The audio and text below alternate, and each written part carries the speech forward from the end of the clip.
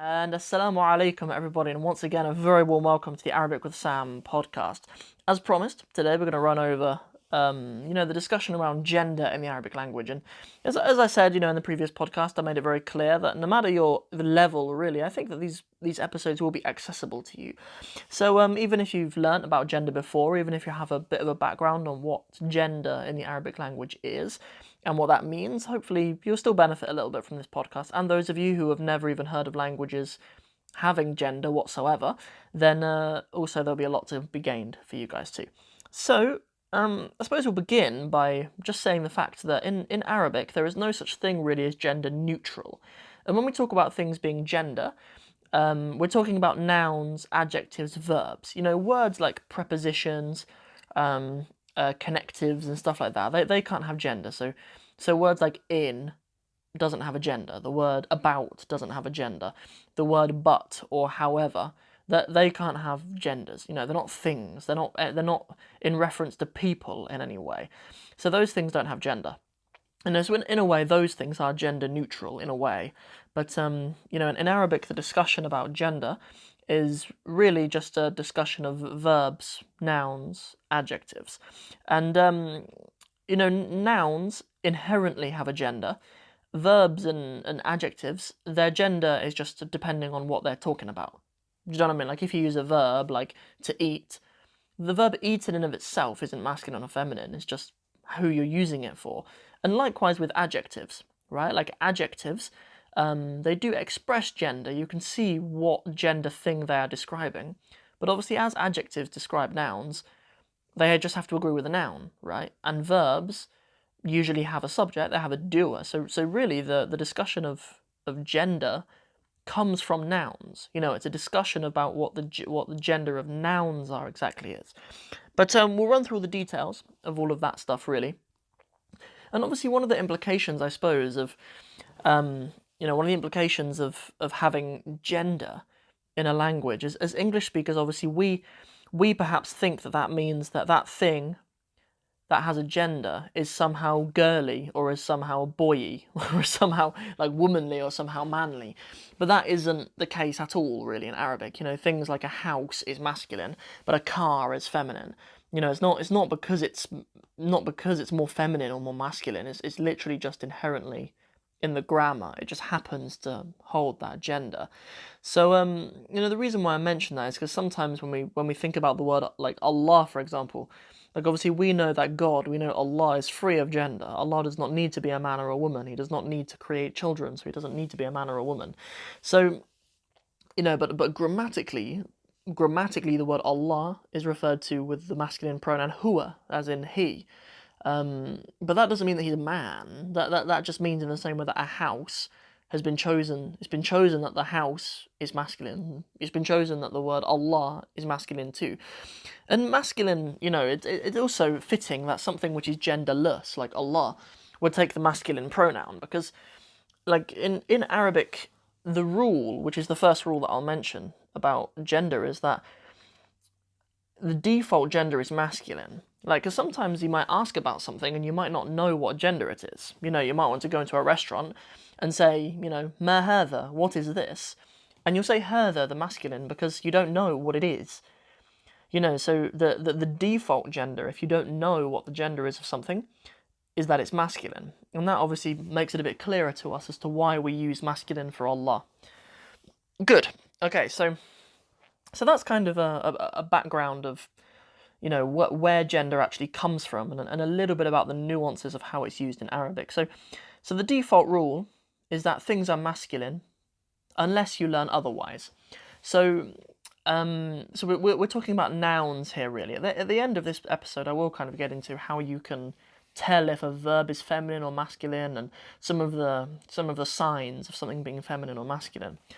But just right now, we'll just talk about how nouns, how things, how we can tell that they're feminine, because there are a number of ways. So the default is that any word that you hear is masculine, unless. So the first unless is if there's a ta marbuta at the end.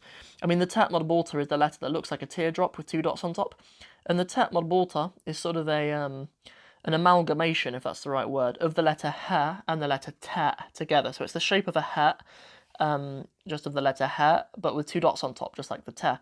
And its pronunciation, if you're pronouncing the harakat on it, is a ta sound.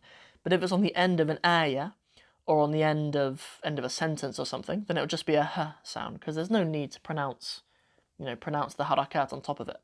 So that's its pronunciation. The ta marbuta, 99% of the time when you see a ta marbuta, it's a feminine word. So examples include the word sayyaratun, is a car. You can hear this tun on the end. That means that it's feminine. The word ghurfatun, a ghurfa is a room, which is also a feminine word. Mubaratun, which is a match. That's a feminine word. So the default is that they're feminine words, right? But the reason why I say 99% is because Arabic being Arabic will always have its exceptions. Because there are some where there are ta marbutas on some words which are not feminine. An example is a khalifa, khalifatun. The khalifa, the successor or the leader of the Muslim community, the khalifa, khalifatun, is never a woman. It's a man. It's a masculine word, but it just happens to have a ta marbuta on the end. And there are a number of names, like boys' names, which have a ta marbuta on the end as well. I used to have a student who's coming back actually to do lessons with me called Hamza. The name Hamza has a ta marbuta on the end. You would expect it to be a feminine word, but it's not. Hamza is exclusively a boy's name. And the opposite can also be true as well. There are some words which do not have a ta marbuta, but are feminine. So these include, firstly, things which, just by their meaning, they are obviously feminine. So, for example, the word ummun, meaning a mother. A mother is obviously feminine, right? So it doesn't need a ta marbuta to make it clear to us. Also, the word bintun, a bint does not have a ta marbuta on the end; it just has a ta on the end. Yeah, bintun means a girl. It's obviously feminine. It's inherently feminine because of its meaning. And then also, lastly, a sister, an ukht.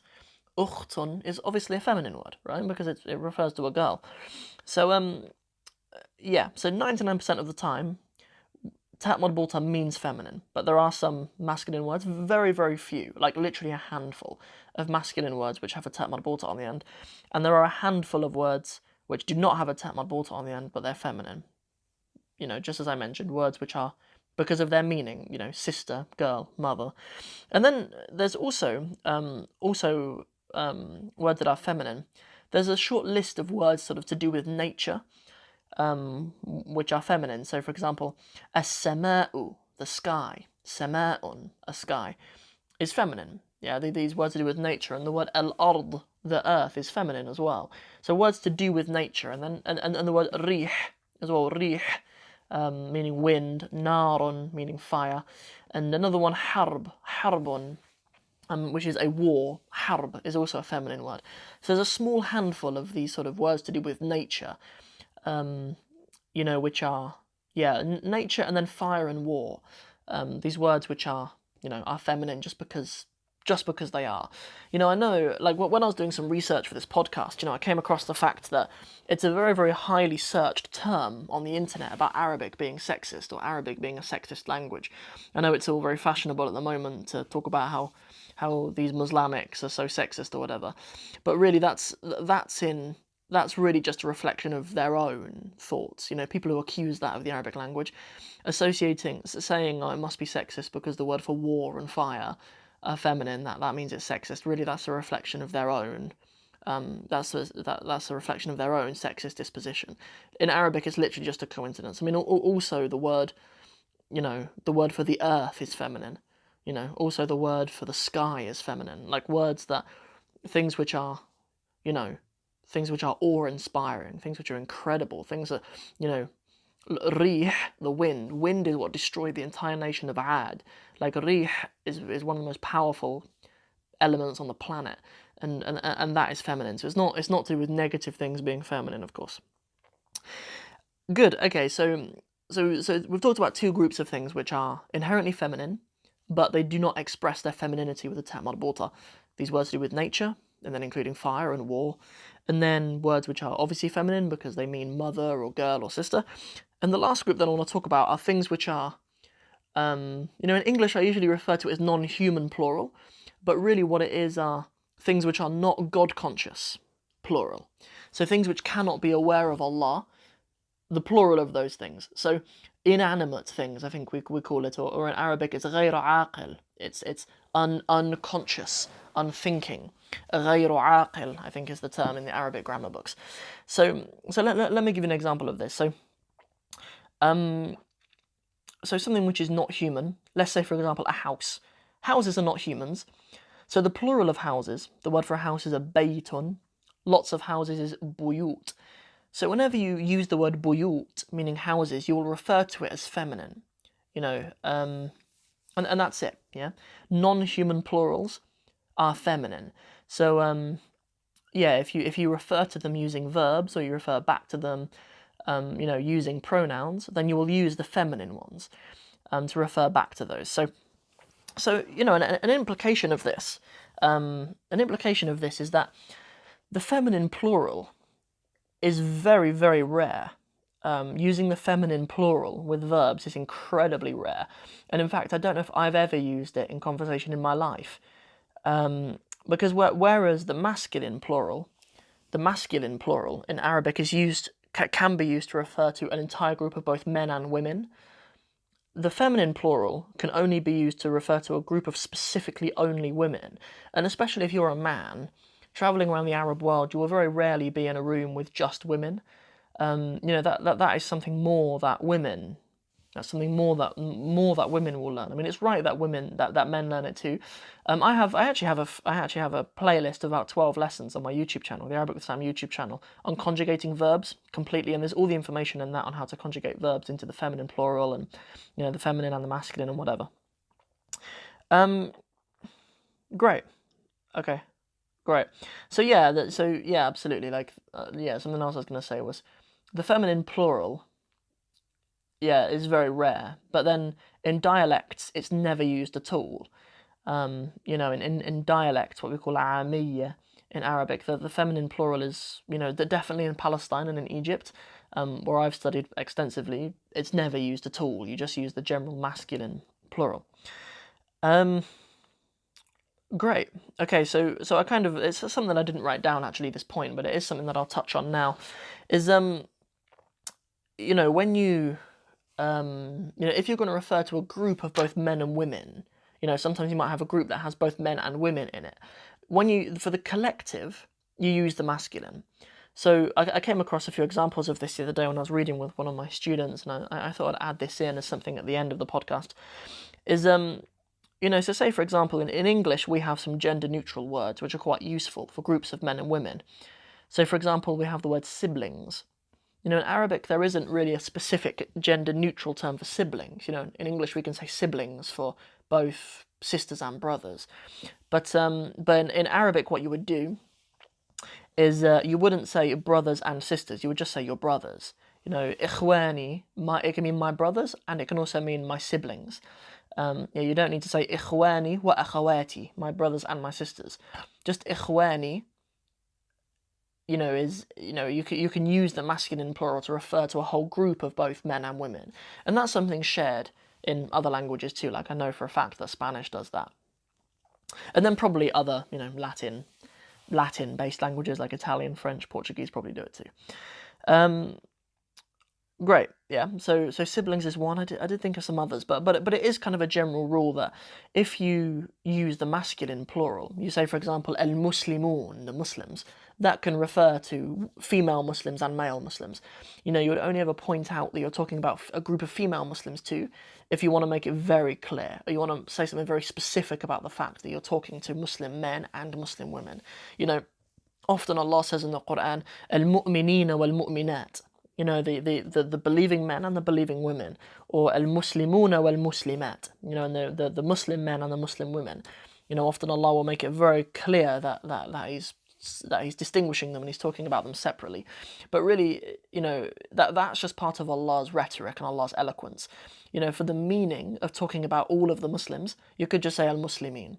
but in the context of the Quran being revealed, especially if you're talking about privileges or rights, if Allah had just revealed, al-mu'mineen, the people at the time may have thought that it only referred to the men, so Allah makes it very, very clear, in context when it needs to be clear. Obviously, you can use both. Yeah, that's it. That's everything that I have. Everything that I have for gender for this lesson. I suppose just one last thing I will say is, just as the way that we demonstrate feminine words with a ta marbuta, I said, for example, if we have the word Muslim, is a Muslim male, really. If we're talking about a Muslim female, we say muslimatun. This etun on the end is the ta marbuta. That's kind of like a standard way of making something feminine. That's how you do it with adjectives. And with nouns, obviously the word Muslim is a noun. For the feminine, it's etun. So you sort of just make your etun longer. It's an elif and a ta. So yeah, muslimatun would be one Muslim, female. Muslimatun would be lots of Muslim females.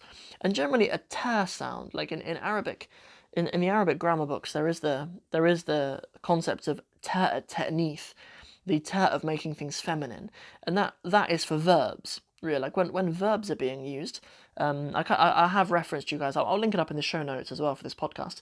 That there is a playlist on my YouTube channel on how to conjugate verbs fully in both past, present, and in future, and in plural, and for the feminine and the masculine. So there is a whole series on that you can go to and you can learn from that, inshallah. Yeah, so the ta sound generally is the point that I'm ending on. Is ta is associated generally with being feminine. Yeah, and that's a load of little facts all organised together for you on using gender in the Arabic language.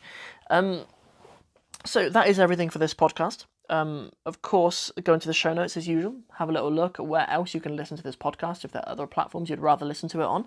And obviously you can watch it on YouTube as well. I put the podcast tracks up on YouTube as well if you prefer to watch over there. And if you have any recommendations for suggestions for podcasts or anything else I can help you with, please go over to my website, arabicwithsam.com, or you can just hit me up directly on email, arabicwithsam@gmail.com. And then, check out the show notes. I've got the links to my Instagram, my Facebook, and everything like that. Make sure you stay in touch. Make sure you're learning Arabic. Make sure you get in touch with me if I can help you with anything else. I'll bid you guys farewell for now. Assalamu alaikum wa rahmatullahi wa barakatuhu.